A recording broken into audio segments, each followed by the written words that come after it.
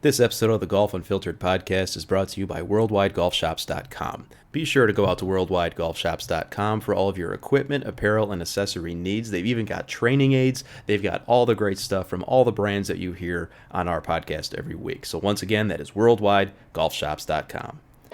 You're listening to the Golf Unfiltered podcast, your source for in-depth interviews with the biggest names, brands, and personalities in golf. Our mission? To keep you informed and help you enjoy the game even more. And now, the owner and host of the Golf Unfiltered podcast, Adam Fonseca. That's right, ladies and gentlemen. Welcome back to the show. This is the Golf Unfiltered podcast, and I am your host, as always, Adam from GolfUnfiltered.com. Follow us all over social media at Golf Unfiltered, and you can send me an email, adam@golfunfiltered.com. Just want to remind everyone that we are part of the HackersParadise.com podcast network, along with two other great shows that I encourage you to go check out today. Off Course, hosted by Rob Miller and Dan Edwards. Really recommend that one for you, especially if you like your ketchup refrigerated, as normal people do. And of course, you want to check out Range Days as well. We also are partners, of course, with Cleveland, Srixon, and Zexio. They have been on the show a number of times. I've been playing their equipment throughout the year. Continue to do so. Continue to love it. You've heard us talk about it. Today, folks, on the show, we have Mr. David Raynor. He is a client executive over at InRange Golf. And that is InRange Golf, and it is a product that a lot of people here stateside probably haven't heard about just yet, but we're familiar with the concept of a more technologically sound driving range. They follow a format that includes a little bit of something for the very serious golfer that wants to improve his or her game through practice and through data, but they also include a gamification element if you just want to go out and have a good time with a group of friends. So David and I go into depth there, and after today's conversation, if you are interested in how InRange could transform your driving range, please email Caddy, C-A-D-D-Y, at inrangegolf.com, and they'll shoot you over all the information you need to take your driving range to the next level. So we will be right back after a quick word from one of our sponsors with Mr. David Raynor from InRange Golf. Today's episode is also brought to you by the Ben Hogan Golf Equipment Company. No big hype, no big price, but definitely a big deal. Take advantage of their factory direct model where you cut out the middleman and get the best products shipped to your door direct from the company. They've got a demo program to try out their products before you buy, a trade-up program to get these clubs in your hands even quicker, and special financing where you can split your payment into 4 to make these clubs even more affordable. Go to benhogangolf.com to learn more. Welcome back, folks. And as I mentioned at the top of the show, joining me today is Mr. David Raynor. He is a client executive over at InRange. David, it's really nice to speak with you. I know that it's a little bit late over there where you're at. Where are you talking to me from? We're in London. Yeah, London. Sunny London. Yeah, sunny London. You know, I'm here in the Chicagoland area, as listeners know, and you know it's a little warm, but you know, in the middle of summer, it's nice to be able to get out and play some golf. And today we're going to talk a little bit about InRange, which is a really interesting product that I think a lot of people will probably recognize the concept as far as on the surface, but I think you're going to tell me a lot more in depth. But before we get there, David, why don't you let our listeners know a little bit about your background in golf? Yeah, sure. So thanks for having me, Adam. This is great to speak to you. Background in golf is, you know, I'm an avid sort of weekend player, but you know, I'm fairly high handicapped. In the 20s, I love playing golf, but I came from a background in finance, and about 2 years ago jumped over to InRange, and yeah, haven't looked back since. It's been a pretty interesting journey so far. Yeah, and the product itself, InRange Golf, as I mentioned at the top, it's a concept that is very similar to other concepts that we've seen as golfers. And what I mean by that is it's essentially around the driving range structure, so to speak. That's it, yeah. Yeah, but there's so much more to that. So at a very high level, David, what would you say? Tell us what InRange is. Yeah, sure. So InRange is a radar golf ball tracking solution. So we come into a driving range, install an array of radars around the outside, and then, you know, every bay at that range is then tracked sort of from day one, and it means that all those players that just went in and hit out 120 balls and didn't really know how it went, now they get all their data. It's pinpoint accurate. So we'll get into the sort of how we're doing things a bit differently, but then you've got all the gaming side of things as well, virtual courses, and a sort of really, really enhanced practice experience. And so you mentioned that, we'll get into some of the differences, but I think just from the onset, listeners are probably picturing something that looks a lot like probably your competitors, like Topgolf, Top Tracer, some other driving range-based gamification products, for the lack of a better word. Well, what is different about InRange? Yeah, so we spent a long time in development and looking at what our competitors are doing and have done, and we spent a lot of time.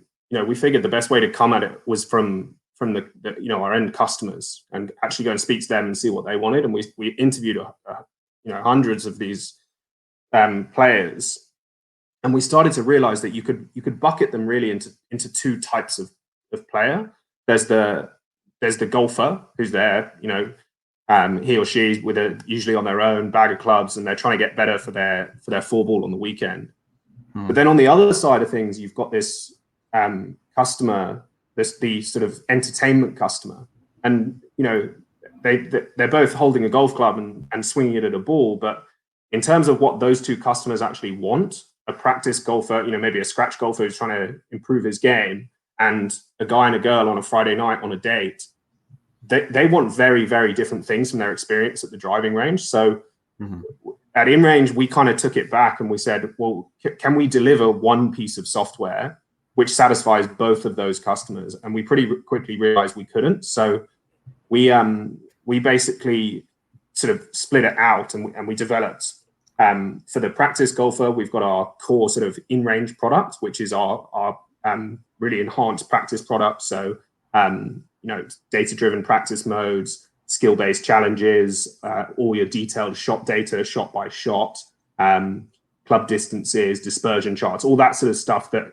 a golfer really wants to geek out on. But the guy and the girl on a Friday night on a date, they really don't care about. So for those guys, we've developed our latest product, which we've actually just released in the last couple of weeks, which is called InRange Plus.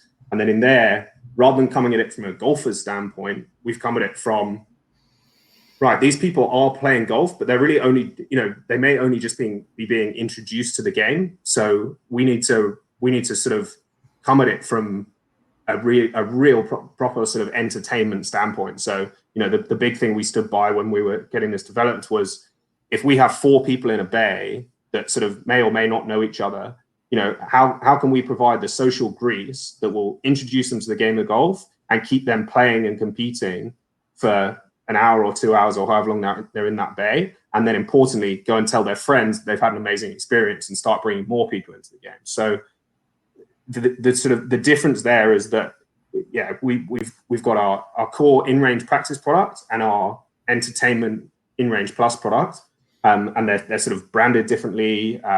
The InRange Plus side of things is sort of a bit more vibrant, a bit more energetic. It's got a bit of sort of banter in there, and it's all about competing within the group.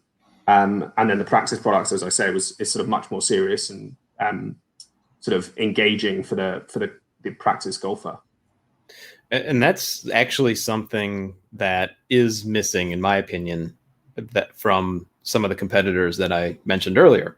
And it's clear that obviously you all picked up on the need for those things, because I should also clarify, and maybe you can help me clarify, InRange isn't constructing full driving ranges, correct? No. You are actually partnering with existing structures. Is that right? Exactly. Yeah. That's it. So yeah, we go in. So a driving range comes to us. A driving range can increase their revenue by either 3 things really. They either increase the price, they get more people through the door, or they get different revenue streams. Those are kind of the only 3 levers they have. Right. Now they can't really increase prices because driving ranges without tech they're turning into a bit of a commodity, really. Like if prices go up, then someone will just go, well, I can go and hit balls at the range down the road. So they don't have that one. Then where do they get their volume from? That's pretty difficult. They've got fixed inventory. So the third one is new revenue streams. And that's where sort of we come in. Like we're not in the business of trying to sell a range, or sort of a piece of tech and then, walk away and sort of say, good luck. We really want to partner with these ranges and really deliver that. It's actually in our mission statement that we want to make our partner ranges the most amount of money as possible, because if they're making the most amount of money possible, then that's how we'll succeed as well. So sure. It's really about sort of proving that ROI and creating a product where they can actually charge proper premium prices, not just not just a sort of a slight increase. That's an interesting point, David. And so while you were explaining that, I was thinking about the customer base that you reach out to. And so would you say that there's a good mix of partners that you have right now who are long-standing driving ranges who might be seeing a dip in customers, as well as those that are a little bit more, state-of-the-art, a little bit newer, who just want to add another perk on top of already something that they offer that's great? Do you kind of have a mix in there? So to be honest, more of our customers are probably the latter. I just think as a business decision to make an investment, it's easier to do on the up rather than on the down. And it is an investment, but if you've got a bit of the outlay, and we've got different pricing models as well to sort of balance that out, so you don't need a big capital cost up front. But it is still an investment over time. So it's mostly we speak to driving ranges that are either doing pretty well, or they're doing a renovation, or that they want to bring the latest and greatest to their range to really sort of turn it on. I'd say that's probably more the case. Okay, so it's more of a differentiator for those well-established ranges that really want to kick it up a notch, for the lack of a better phrase, for all the reasons that you just outlined, which I think was really well stated. Yeah, exactly. Yeah. So, I mean, and there's, driving, as I said, customers at driving ranges come in different shapes and sizes. The driving ranges come in very different shapes and sizes as well. You've got anywhere from people sort of trying to take on the top golf model. So guys that are, they bought a bit of land and they're now building an entertainment range, and they sort of brand it themselves, but then they outsource the tech. So we're having a lot of those conversations. Then you've got your sort of premium standalone driving range, maybe 2 tiers, all covered bays. Then you sort of go all the way through down and down to sort of just uncovered sort of small ranges. Then you've got grass tee ranges at country clubs and stuff. So, and they all want something kind of different. So that's again where it comes into play, our sort of product split. We can go into a country club who may have absolutely zero interest in the entertainment side of things. But they really just want to give their members an amazing practice experience. And for them, they may just have a grass tee range. So for them, we've got the InRange app, which is a full suite tracked experience just through the app. So a player just comes in, drops their phone down, and says which bay they're in, and then starts hitting, and all their shots just come straight into their phone. That's amazing. Wow. Yeah. That sounds really, really in depth. And definitely something that I know I would definitely enjoy. So, let's talk a little bit about that user experience. So something that I really enjoy about your website, for example, David, and listeners, it's InRangeGolf.com. It's InRangeGolf.com. I would imagine that it could be maybe said part of your mission statement where it says progression through fun. And you even actually touched on this earlier, where practice can have a gamification element to it. Maybe talk 100%. A little bit about the customer experience. Yeah, sure. So on the practice side, I mean, that I can't remember what that saying is, but something about you, like your best practice comes when you don't feel like you're practicing, when you're just having fun doing it. That's true. Something along those lines. So yeah, but in the InRange side of things, so the whole experience is tailored to your handicap, and then once you've earned it, your InRange handicap. So an InRange handicap is something that we've created, which is a driving range handicap. So as you play your shots out onto the range to different targets and stuff, the target size is all based on that handicap. And so if you're consistently hitting the targets, it essentially means you're playing better than your handicap. So you'll gain strokes, your in-range handicap will come down, and then the target size will change dynamically. So as you improve and your handicap comes down, the whole experience becomes more difficult through this adjustment in sort of target sizing. So, and then with that as well, you sort of got progress charts. So your handicap progress over time. All the challenges are tailored to that handicap as well. So when you're competing in the challenges, so you're trying to get on the shrinking target leaderboard, it's, you know, a 36 handicapper can compete against a 10 handicapper because the 10 handicappers islands are, you know, so they're meant for his handicap. So it sort of levels the playing field like that. So in terms of the sort of user experience, we've sort of got a free practice mode, which is essentially, you know, you come to the range, you don't necessarily want to aim at anything, you just want to work on your swing and see your distances and, you know, make a few changes, see how it affects your data. So that's a sort of launch monitor mode. So we have carry distance, total distance, ball height, ball speed, launch direction, launch angle, all those sort of flight stats, by shot.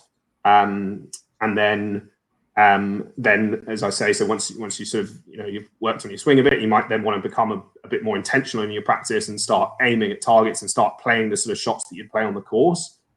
You know, playing a sort of knockdown 6-iron or whatever it is to target. And then that's, as I just spoke about there, the whole handicapping system. And then we've got skill-based challenges as well.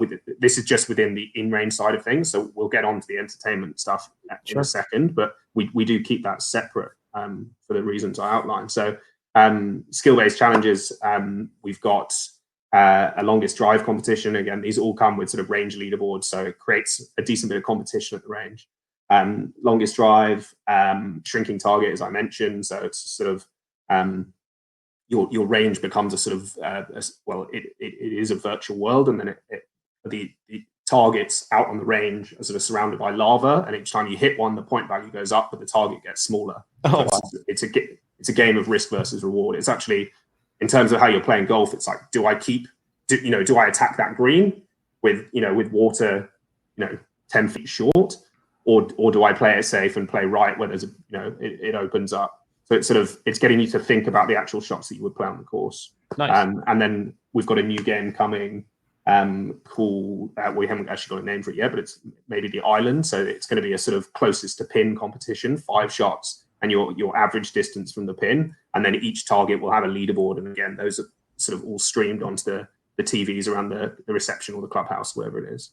That's the sort of practice user experience. And then I suppose, so say you were playing that session on a screen in a bay.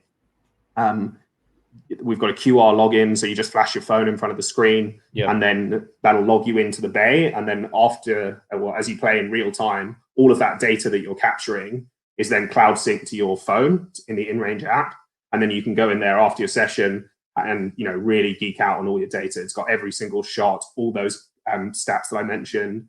Dispersion charts, club distances, handicap progress over time, all of that sort of cool stuff. So that's all within the app as well. So that's a lot that this product can do. I mean, it shows the two sides that you spoke about a little bit earlier. Not only for the serious golfer who wants to come and practice, but also those, like you had mentioned, the date night, come out and have some fun. As you begin to add new features, I know something that, some of your competitors have probably thought a lot about is how quickly the software, the product can be updated. You had mentioned just now that a new game is coming out. How quick of a turnaround is that? Is that something that you all can do pretty quickly for perhaps someone who's listening who may run a driving range, for example? Yeah, for sure. So, we made the decision about a year ago to move into a game engine called Unity, which is a very powerful gaming engine. And we've got an amazing team of developers who can turn stuff around very quickly. So in answer to your question, we built a game in the last couple of months, which took probably about 5 or 6 weeks to build. And that was just sort of pretty much one or two guys sometimes working on it. So the game engine allows us to develop pretty quickly. And saying that, we are, as I said earlier, we're a partner with our ranges. So if our we've a lot of a good number of our features and ideas have come from conversations we've had with sort of customers and range owners to see what they want, and then if they've got a good idea, that goes straight into the pipeline. That's kind of one of the benefits of being a bit smaller and a bit more agile, I suppose. We're taking on the big guys, but we can move pretty quickly and really do stuff that the customers want. Yeah, that's fantastic. And you're partnering, as you mentioned a couple times, and you're able to, really build whatever the partner wants. You're really able to customize to their needs, it sounds like. And speaking of your partners, there are a few case studies that are currently listed on your website, and you've got a few that are listed up there, not only in London in the UK, but also there's, Tulsa, Oklahoma, Orlando, Florida, where you actually partner with the Ledbetter Golf Academy. So clearly that's a testament to, a pretty big name in the golf instruction space that sees value in your product. Yeah, exactly. It's been really great, actually. We've been in there about a year and a half now, and it's going amazing. They absolutely love the product. For them, they've got this unbelievable academy, and previously I think they had two trackmans in their sort of teaching bays. So when the kids were out on the range, and I mean, I can't explain how many golf balls these guys hit. I've never seen anything like it, but they're out there all day hitting balls, but they don't know how far their ball's going. And now, just with a simple installation of some radars, every time they hit a ball, their phone's standing right in front of them, tells them how far it goes, and it's pinpoint accurate. Doesn't get affected by any weather. We see exactly where the ball goes. We're not modeling anything. It's not like a launch monitor where you're kind of taking some launch characteristics and then saying, oh, it looks like the ball would have gone over there. Right. We see the ball at a point in space and time throughout its whole flight. So we'll, if you hit a massive high draw, we'll see your massive high draw. If there's a huge left to right wind, we'll see your ball getting taken by the wind. It's for the sort of feedback we've had when we speak to people, and especially at places like Ledbetter where there's no building, it's a grass tee. Right. People they just can't work out how it works because you can't really see the radars are pretty inconspicuous, and they just put their phone there and so they hit a shot and suddenly they see the trace line on their phone and they're just like, how on earth is that happening? Yeah, what magic is that? Yeah, no, I totally understand that feeling, and one of the things that I know similar products have boasted about, and I wondered if InRange is similar. Where does machine learning, artificial intelligence come into play here? Does InRange get smarter as more people hit golf balls, or is it pretty accurate right out of the bat? In terms of the accuracy, that's not based on AI. That's just based on sort of radar engineering. So pinging, I think the easiest way to think of it is like bats. They just ping signals, hits the ball, comes back. In terms of AI learning, to be honest, no, we haven't. We actually don't use any AI in our app. Which isn't a bad thing, because that was one of the critiques that I had regarding this other product that I'm thinking about, where right out of the box, so to speak, the machine actually has to learn more to become more accurate, whereas it sounds like InRange is accurate right away. Like you get a really clear picture of how you're performing, and you're not getting any erroneous data thrown back at you. No, 100%. So all the flight data is pinpoint accurate straight off the bat. The only thing that does get more accurate as you play, which is pretty much the same as real life as well, is your in-range handicap. Okay. As you play more in that, it will become closer to your actual skill level, because it takes, I think, the best 10 scores of your previous 20 sessions. So just the more you have in there, the more likely it is that is an accurate representation of your game as opposed to an outlier. Gotcha. Okay, and that makes a lot of sense. Like you said, it's very much like just regular golf. As exactly. You improve, so too does the machine in that way. So Once again, folks, we're talking to Mr. David Raynor. He is a executive client over at InRange, and I'm sorry, client executive. I had that backwards. But David, where can we find out more about InRange? I know that you're just kind of, you're spreading, you're reaching more places, not only in the U.S. but abroad, of course. Where can we find InRange right now? Yeah, so you mean where can we find ranges, or where can you find out about us? Well, actually, a little bit of both. Let's get both fields. Yeah, let's start with the ranges. So we've got 3 sites now in the UK. We've got 2 in South Africa. We've got 1 in the States. We're installing another one, our second one in the States now, in New Jersey. And then we're installing in Abu Dhabi at the moment. And then we've got Shenzhen coming up. What else have I missed? I think that's it for that's the like installations happening now, and then we've got a pipe of work that's coming in the next 6 months. So we've seen pretty strong growth in the last sort of year, and things seem to be really sort of picking up now as well. I mean, golf, as bad as these times have been, golf has come out of it very well. So it's sort of bittersweet, I guess. Yeah, a little bit. And I think you hit the nail on the head there, David. I mean, golf is booming as a business right now. So I have a feeling that you're going to get a little bit busier, thanks to all the people that want to get out and actually do something, outside. Yeah. So once again, folks, go out to InRangeGolf.com. It's InRangeGolf.com. And just visit the site, learn a little bit more, not only about the software, but also about the mission statement. They've got a lot of great case studies up here that you can learn more. And, as I can tell, or as I'm sure you can tell from our guest today, David, this is an extremely exciting product. A lot of people are going to want to try this thing. It sounds like it's filling in a lot of gaps that perhaps existing similar products have.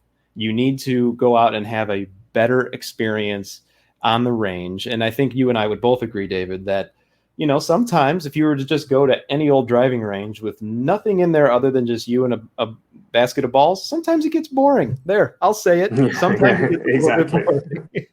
And so this is something that can definitely, it could spice up the range experience. You can learn a lot more about your game through technology. And, I highly recommend for you to go out and check out InRange Golf. David, thanks so much for coming on and telling us a little bit about it. And maybe we can talk again in the future. Yeah, that'd be great. Thanks a lot for having me, Adam.